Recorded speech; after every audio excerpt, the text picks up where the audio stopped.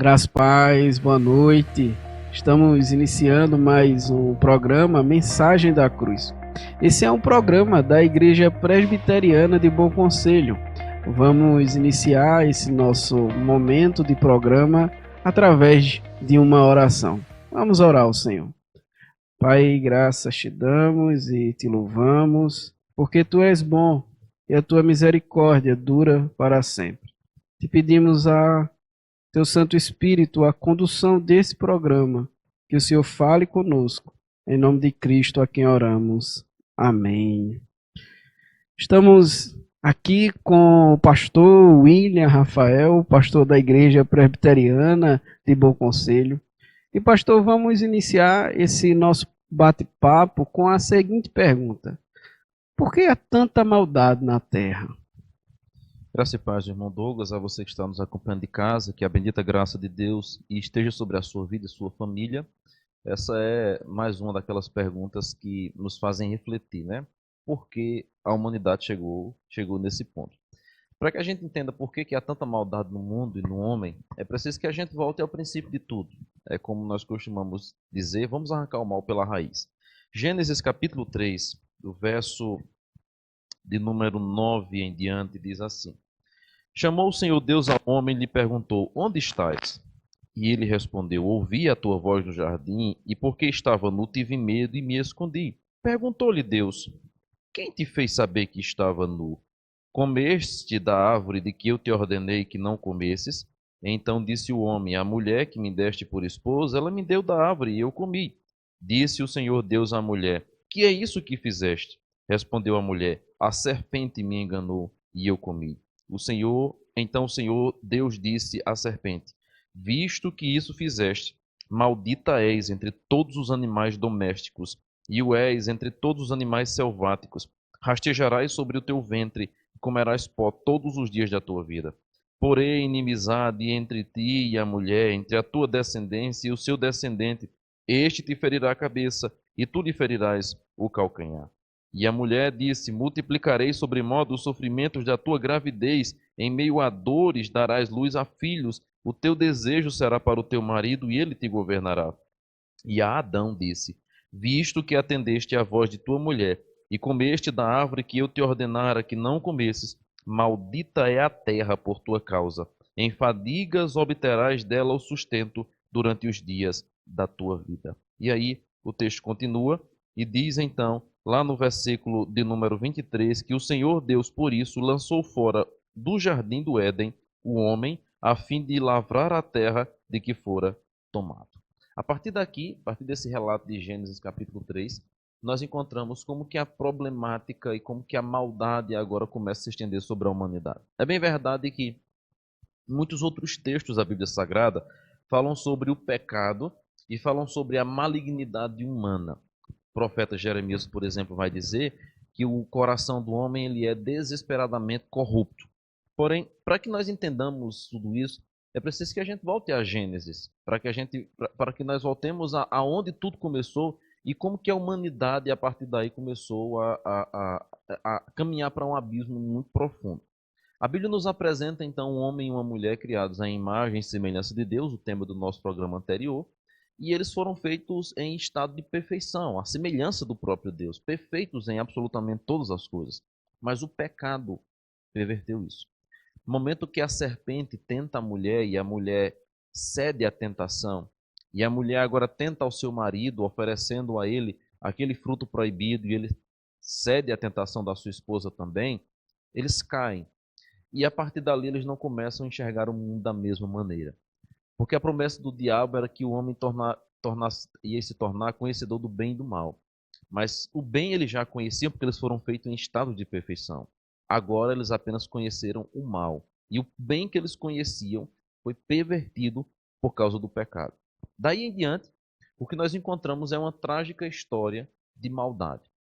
Primeiro que o homem é chamado por Deus a prestar contas do seu pecado. E ele estava nu. E ele então diz assim, eu me escondi porque eu tive medo. E Deus pergunta, quem te fez saber que estava nu? Não era para você ter medo. Não era para você ter essa consciência de nudez, porque não havia vergonha antes da queda.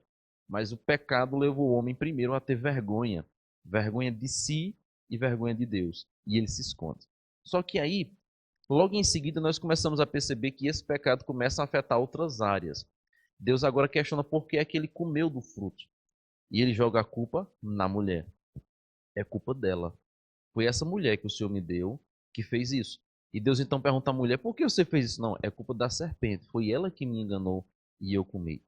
Daí em diante, o que nós encontramos é um homem que agora é expulso do jardim, ou seja, ele é tirado do paraíso que Deus havia colocado por causa do seu pecado. E logo em seguida, no capítulo 4, este homem e esta mulher dão à luz a um filho. E esse filho nasce com o auxílio do Senhor, conforme diz o próprio capítulo 4. Só que em seguida ela dá à luz a outro filho, chamado Abel. Então, a mulher dá à luz a Caim, depois dá à luz a Abel. E estes filhos de Adão e Eva vão entregar uma oferta ao Senhor. Deus se agrada de uma oferta, não se agrada da oferta de Caim. É quando Caim mata seu irmão Abel. É aí que nós percebemos que algo trágico aconteceu na humanidade. Nós já tínhamos o relato do capítulo 3, que o homem pecou e foi expulso do jardim. Porém, a gente começa a perceber claramente as consequências do pecado na humanidade no capítulo 4. A primeira família que habitou este solo, esta terra, cometeu homicídio. Um irmão mata outro irmão. E não para por aí. Depois disso, diz-nos a Bíblia Sagrada que a violência de Caim, e melhor dizendo, dos seus descendentes, vai se proliferar, ao ponto que um homem chega a matar outro homem só porque lhe topou sem querer, só porque esbarrou nele sem querer. E logo no capítulo 6 de Gênesis, nós encontramos a humanidade atolada numa maldade tamanha que Deus precisa enviar o primeiro dilúvio, ou enviar o dilúvio, só foi um, enviar o dilúvio para matar a humanidade, salvando-se apenas a família de Noé. Mas daí em diante nada foi mesmo, ou nada foi mais como era antes. A humanidade agora entrou num estado de queda, de maldade, que não tem precedentes. Por causa disso, então, nós vamos perceber agora uma humanidade depravada. A natureza do homem, desde o seu pecado, lá de Gênesis 3, é agora uma natureza depravada. Então, por nós sermos herdeiros de Abraão, por nós carregarmos, né, o pecado original que primeiro habitou em Adão, nós agora vivemos numa situação de depravação total. E por isso, nós temos inclinações pecaminosas. Você não precisa ensinar a outra pessoa a ser mal. Ela vai, por sua própria natureza, exprimir características do seu pecado. E diante disso, então, nós vamos perceber que a maldade do homem ela se proliferou, ela cresceu, e isso afetou inclusive o seu relacionamento com o próximo. Então agora o ser humano começa a odiar o seu próximo, a matar o seu próximo, a ter inveja do seu próximo. A maldade chegou a níveis que nós jamais poderíamos imaginar, tanto que Deus envia o dilúvio, lá em Gênesis capítulo 6. Depois, mais à frente um pouco, em capítulo 11, nós temos o evento onde Deus envia, Deus mata, né, destrói a cidade de Sodoma e Gomorra por causa da elevação do pecado da humanidade. Então, nós temos uma humanidade caída, a maldade crescente. E tudo isso por causa da presença do pecado. O pecado, ele rompeu, né, o nosso relacionamento com Deus, o nosso relacionamento com o próximo, o nosso relacionamento com a natureza. Nós agora vivemos em um mundo mau. E o pecado é a razão de tudo isso. Então, pastor, o pecado ele atingiu toda a raça humana. Não é possível um homem na terra que faça o bem e nunca peque, é verdade? Exatamente. A Bíblia diz isso, né? Todos pecaram e carecem da glória de Deus. Não há um justo sequer. A não ser Cristo que passou por esse mundo e foi justo e foi santo, por ser plenamente homem e plenamente Deus, não há um justo sequer. Todos pecaram e carecem da glória de Deus. A razão, a presença do pecado na nossa vida é a razão de todos os males que nós enfrentamos nesse mundo. A corrupção moral, as doenças, as enfermidades, os problemas emocionais, os problemas de relacionamento, tudo aquilo que é mal neste mundo acontece por causa, só existe por causa da presença do pecado. O pecado, de fato, é aquilo que eu costumo dizer, é um câncer na humanidade. E ele vai corroendo, ele vai destruindo pouco a pouco. Somente quando nós nos voltamos para o Senhor é que nós somos restaurados dos efeitos desse pecado. O Senhor nos dá uma esperança de vida eterna e a salvação para a condenação desse pecado, porque a Bíblia diz que o salário do pecado é a morte, mas o dom gratuito de Deus é a vida eterna. Somente quando o homem volta-se para Deus, reconhece o seu pecado e reconhece a salvação que é em Cristo Jesus, ele é restaurado dessa situação. Mas a não ser, não há esperança na humanidade. Por isso que a sua pergunta inicial é: por que há tanta maldade na humanidade? Nós não podemos encontrar, querido ouvinte, e você que está nos acompanhando pelo YouTube também, nós não podemos aguardar e esperar encontrar algo de bom no homem, não.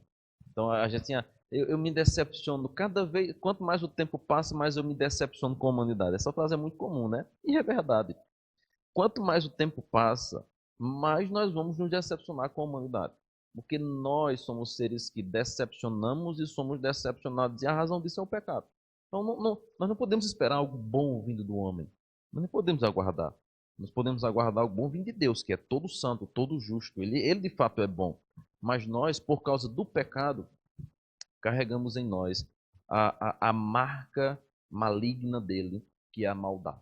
Então, somente o Espírito Santo, quando converte a nossa mente, o nosso coração, nos regenera, é que nos habilita a termos práticas e atitudes boas, louváveis. Porém, a presença do pecado na humanidade é que faz com que a gente veja tanta maldade no mundo. Então, nesse caso, pastor, quando a gente coloca a nossa esperança na educação, na política, nas pessoas, nós sempre vamos nos decepcionar. Isso.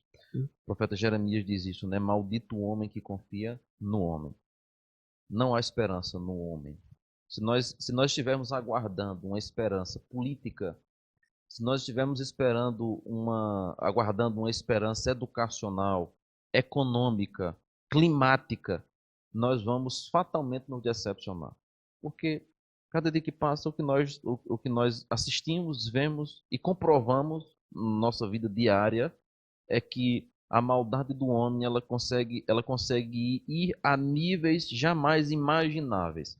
Então, se você pensa que já viu de tudo de ruim, espere o dia seguinte, para que você veja algo pior. Por isso que a nossa única esperança é Cristo.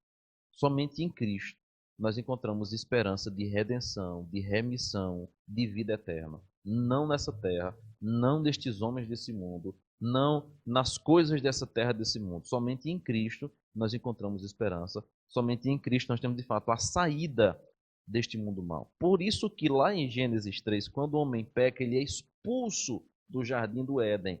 Só que aí Deus dá uma palavra à mulher.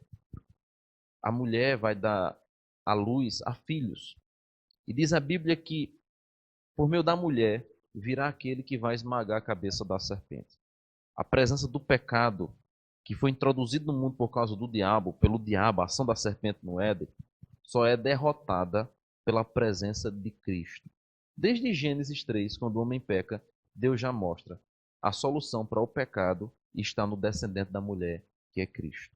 Então, somente em Cristo nós encontramos esperança de vida eterna e de vencermos as maldades desse plano terrenal, desse mundo terreno, por causa da ação do Espírito Santo em nós. Amém. Então, a nossa esperança está em Cristo. Então, nosso querido ouvinte, você que está nos acompanhando, estamos encerrando mais um programa Mensagem da Cruz. Eu queria encorajar e convidar vocês a estar juntamente conosco nos nossos cultos. Temos a nossa reunião de oração e de doutrina às 19h30, nas quartas-feiras. Também temos pela manhã a nossa escola dominical às 9h30 da manhã. E à noite nosso culto público ao Senhor às 18h30. Então, você é o nosso convidado. Venha estar junto conosco para adorar ao Senhor. E se você também tiver alguma dúvida, pode entrar em contato com as nossas mídias sociais. Nesse instante, eu quero convidar o pastor William Rafael para estar fazendo o encerramento e orando pela vida de todos aqueles que estão nos acompanhando. Amém. Vamos orar nesse instante, quero orar pela sua vida. E lembre-se disso, lembre-se disso. Se você busca esperança na humanidade, certamente você vai se frustrar. Busque esperança tão somente em Cristo Jesus. Esse mundo é mau. A Bíblia diz que no mundo jaz o maligno. Nós não podemos aguardar nada de bom desse mundo nem das pessoas que nele vivem.